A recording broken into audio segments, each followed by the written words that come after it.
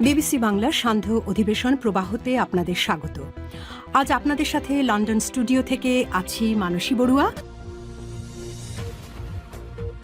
বাংলাদেশের সর্বশেষ গুরুত্বপূর্ণ আপডেট সংবাদে আপনাকে স্বাগত। শুরুতেই সংবাদ শিরোনাম, পরে বিস্তারিত। প্রথমেই জানাবো আমাদের হাতে থাকা সর্বশেষ গুরুত্বপূর্ণ সবথেকে তাজা আপডেট সংবাদ। সীমান্ত দিয়ে আসা অস্ত্র দেশের নিরাপত্তা হুমকিতে ফেলছে। সীমান্ত দিয়ে আসা অস্ত্র দেশের নিরাপত্তা হুমকির মুখে ফেলছে বলে মন্তব্য করেছেন বিজিবির Rajshahi sector commander colonel Syed Kamal Hossain আজ চাঁপাইনবাবগঞ্জের শিবগঞ্জ উপজেলার ফতেপুর এবং রঘুনাথপুর সীমান্ত পরিদর্শন ও শীতার্তদের মাঝে কম্বল বিতরণ শেষে সাংবাদিকদের এসব কথা বলেছেন সেনাবাহিনীর এই কর্মকর্তা। এরপর জানাবো, চাঁদা না দেয় প্রবাসীর বাড়িতে হামলা ভাঙচুর করল বিএনপির দুর্বৃত্তরা, ফলজ গাছ কর্তন। নারায়ণগঞ্জের সোনারগাঁও উপজেলার বকরুকপুর এলাকায় দাবিকৃত চাঁদা না পেয়ে এক প্রবাসীর বাড়িতে হামলা ও ভাঙচুরের ঘটনা ঘটেছে। আজ এই হামলার সময় সন্ত্রাসীরা বাড়িটির বিদ্যুৎ, পানি, গ্যাস সংযোগ বিচ্ছিন্ন করে দেয়, পাশাপাশি ফলদ গাছ কেটে ফেলে এবং প্রাণনাশের হুমকি দেয়। এদিকে তারেক রহমানের সঙ্গে ইইউ প্রতিনিধি দলের বৈঠক। বিএনপির ভারপ্রাপ্ত চেয়ারম্যান তারেক রহমানের সঙ্গে বৈঠক করেছে ইউরোপীয় ইউনিয়ন ইইউ প্রতিনিধি দল। আজ রাজধানীর গুলশানে বিএনপির চেয়ারপারসন খালেদার কার্যালয়ে ইইউ রাষ্ট্রদূত মাইকেল মিলারের নেতৃত্বে প্রতিনিধি দল এই বৈঠক করে।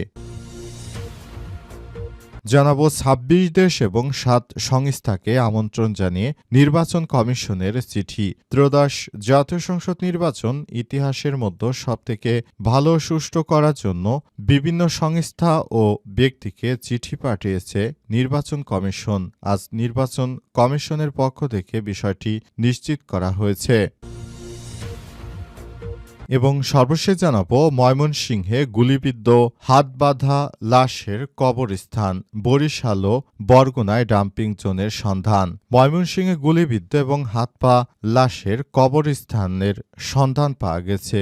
বিগত সময় অর্থাৎ আওয়ামী লীগের সময় এসব জায়গায় গুলিবিদ্ধ এবং হাত বাঁধা লাশগুলোকে কবর দিত।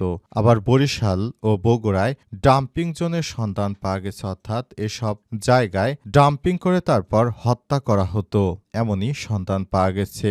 আজ সারা দেশে ৪০ জায়গায় মানুষকে গুম করে রাখা হতো বলে আমার দেশের পক্ষ থেকে নিশ্চিত করা হয়েছে। প্রিয় দর্শক, এতক্ষণ শুনছিলেন সংবাদ শিরোনাম, এবারে বিস্তারিত।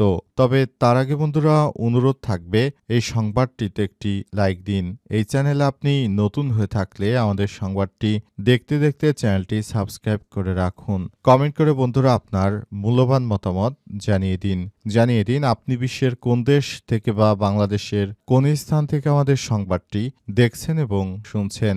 আর বন্ধুরা, সংবাদটি আপনার সোশ্যাল মিডিয়া ফেসবুকে শেয়ার করে বন্ধুদেরও দেখার সুযোগ করে দিন। গাজা যুদ্ধে আপনি যদি নিরীহ ফিলিস্তিনিদের ভালোবেসে থাকেন, কমেন্টে ইয়েস লিখে বিশ্ববাসীকে জানিয়ে দিন। এবারে বিস্তারিত।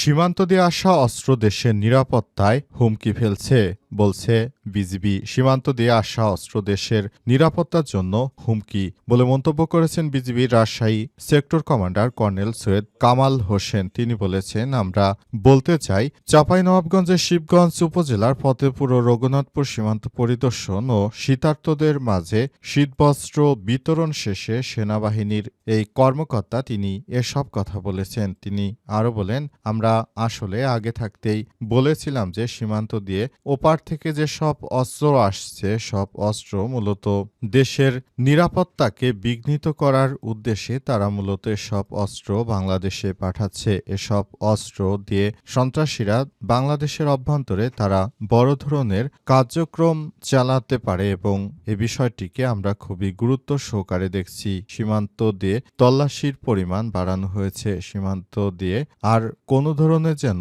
বিদেশি অস্ত্র বাংলাদেশের অভ্যন্তরে ঢুকতে না না পারে সে বিষয়টি আমরা গুরুত্ব সহকারে দেখব বলে জানান তিনি এবং তিনি আরও জানিয়েছেন এই অস্ত্রই মূলত আগামী জাতীয় সংসদ নির্বাচনে সাধারণ মানুষকে টার্গেট করা হতে পারে এবং এসব বিষয়গুলোই আমরা খুবই গুরুত্ব সহকারে দেখছি এবং সবকিছু যদি ঠিক থাকে আশা করি আগামী জাতীয় সংসদ নির্বাচনে আসলে কোনো ধরনেরই প্রভাব পড়বে না। তবে অস্ত্রগুলো যদি যথাযথ সময়ে আমরা উদ্ধার করতে না পারি তাহলে এই বিষয়টি আমাদের জন্য আরো বড় ধরনের সমস্যা তৈরি করতে পারে। সুতরাং সবাইকে বলবো আপনারা ধৈর্য ধারণ করুন এবং আপনারা আরো চেষ্টা করুন যাতে করে ভারত থেকে সব অবৈধ অস্ত্র বাংলাদেশে প্রবেশ করতে না পারে সেই বিষয়টি নিয়ে সবাইকে আরো বেশি মনোযোগী হতে হবে।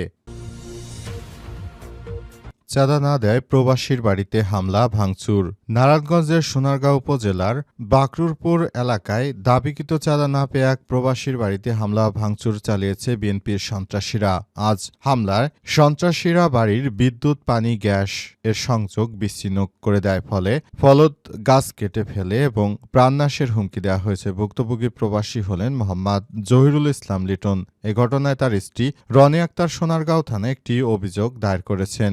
অভিযোগের সূত্র থেকে জানা যায় প্রবাসী জহিরুল ইসলামের বাড়ি নির্মাণের পর থেকে এলাকায় চিহ্নিত চাঁদাবাজ ও বিএনপির সন্ত্রাসীরা তাদের কাছ থেকে নিয়মিত চাঁদা দাবি করে আসছিল। অভিযুক্তরা হলেন কানাইনগর গ্রামের আব্দুল মুতালেবের ছেলে হাসমতুল্লাহ ৩০, মোহাম্মদ সবুজ ২২, চর শফিকা গ্রামের আলী আক্কাসের ছেলে ৩০, একই গ্রামের তমুদ্দিনের ছেলে রাকিব ২০ ও জসিম আলাউদ্দিন এবং হাসান সহ অন্তত ১০ থেকে ১২ জন। এক পর্যায়ে চাঁদাবাজদের হাত থেকে রক্ষা পেতে জহিরুল ইসলাম হাসমত উল্লাহ ওয়াওয়ালকে ৭০,০০০ টাকা দিতে বাধ্য হয়েছে প্রবাসী, তবে বারবার আরও টাকা দাবি করতে থাকে। এক পর্যায়ে প্রবাসী আর টাকা দিতে অপারগতা জানালে প্রবাসীর উপর এই ধরনের অনাকাঙ্ক্ষিত ঘটনা ঘটেছে এবং এই ঘটনাটি এমন একটি সময় ঘটল যখন আর কয়েকদিন পরই জাতীয় সংসদ নির্বাচন অনুষ্ঠিত হবে। নির্বাচনকে পরিকল্পিতভাবে নস্যাৎ করার জন্য এই চাঁদাবাজের গোষ্ঠীগুলো এখন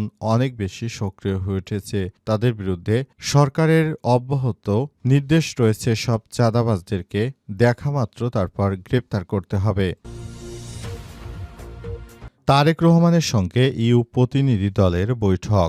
বিএনপির ভারপ্রাপ্ত চেয়ারম্যান তারেক রহমানের সঙ্গে বৈঠক করেছে ইউ প্রতিনিধি দল। সেখান থেকে বলা হয়েছে এবারের জাতীয় সংসদ নির্বাচনে তারা সবাই মিলে কাজ করতে চায় এবং তারা সবকিছু ঠিক করতে চায় এবং সে অনুযায়ী একসঙ্গে মিলেমিশে সবাই মিলে কাজ করতে চায় এবং নতুন বাংলাদেশ গড়ে তুলতে চায়। সেজন্য তারেক রহমানের পক্ষ থেকে ইতিমধ্যেই বার্তা দেওয়া হয়েছে। তারেক রহমানের পক্ষ থেকে আরও বলা হয়েছে সবাইকে নিয়ে একসঙ্গে কাজ করতে হবে এবং নতুন করে বাংলাদেশটাকে গড়ে তুলতে হবে।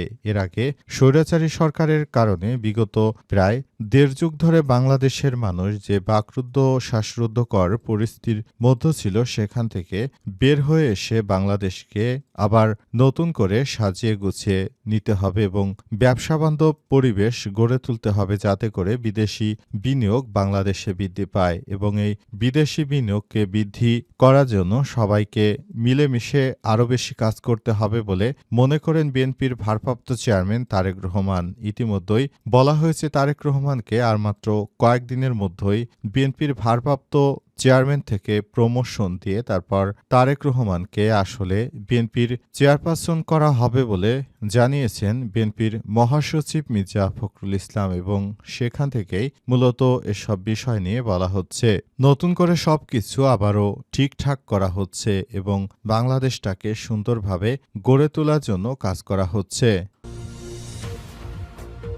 ২৬ দেশ এবং ৭ সংস্থাকে আমন্ত্রণ জানিয়ে ইসির চিঠি। ত্রয়োদশ জাতীয় সংসদ নির্বাচন ও গণভোট পর্যবেক্ষণে বিদেশি পর্যবেক্ষকদের পাশাপাশি বিভিন্ন আন্তর্জাতিক সংস্থা ও বিভিন্ন দেশের নির্বাচন ব্যবস্থাপনা সংস্থার প্রধানদের আমন্ত্রণ জানিয়েছে নির্বাচন কমিশন। ইতিমধ্যে ২৬টি দেশ ও ৬০টি দেশের আন্তর্জাতিক সংস্থা সহ মোট ৮৩ জনকে প্রধান নির্বাচন কমিশন সিইসি নাসির উদ্দিনের মাধ্যমে আমন্ত্রণ জানায় জানানো হয়েছে। আমন্ত্রণ জানিয়ে তাদের মাধ্যমে মূলত সবকিছু করতে চায় নির্বাচন কমিশন। নির্বাচন কমিশনের পক্ষ থেকে ইতিমধ্যে সব বিষয় নিশ্চিত করা হয়েছে। সেখান থেকে বলা হয়েছে এবার নির্বাচনটা হবে ইতিহাসে সবথেকে ভালো সুষ্ঠু মানের একটি নির্বাচন। সে লক্ষ্যে নির্বাচন কমিশন সর্বোচ্চ গুরুত্ব দিয়ে কাজটি করার চেষ্টা করছে। সব বিদেশি পর্যবেক্ষক সংস্থাগুলোকে নিয়ে একযোগে কাজ করতে হবে।